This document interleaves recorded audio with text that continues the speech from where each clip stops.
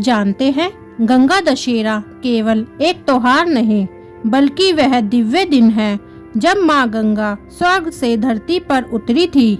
लेकिन आखिर क्यों भगवान शिव को गंगा को अपनी जटाओं में रोकना पड़ा?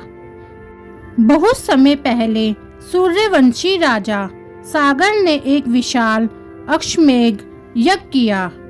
इस यज्ञ का उद्देश्य अपने साम्राज्य और धर्म की शक्ति को स्थापित करना था। यज्ञ का घोड़ा पूरे राज्य में घूम रहा था, लेकिन देवराज इंद्र को भय हुआ कि यदि ये यज्ञ सफल हो गया तो राजा सागर की शक्ति बहुत बढ़ जाएगी। इसी डर से इंद्र ने यज्ञ का घोड़ा चुरा लिया और कपिल मुनि के आश्रम के पास बांध दिया। राजा सागर के पुत्रों का क्रोध। राजा सागर के 60,000 पुत्र घोड़े को खोजते खोजते वहां पहुंचे। उन्होंने देखा कि घोड़ा कपिल मुनि के आश्रम में खड़ा है। क्रोध में उन्होंने कपिल मुनि पर चोरी का आरोप लगा दिया।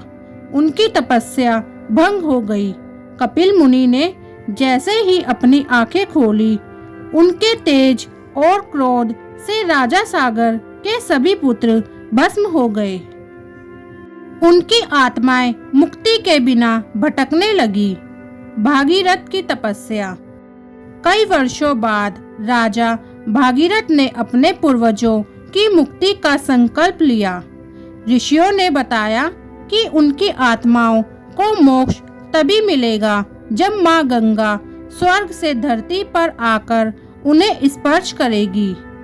तब भगीरथ ने कठोर तपस्या शुरू की।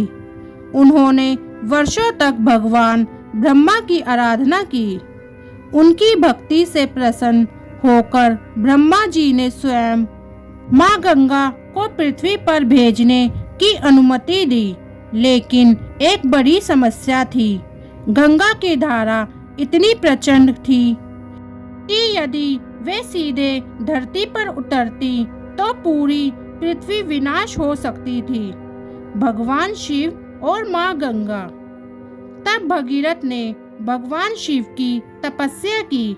महादेव उनकी भक्ति से प्रसन्न हुए और माँ गंगा को अपनी जटाओं में धारण करने के लिए तैयार हो गए।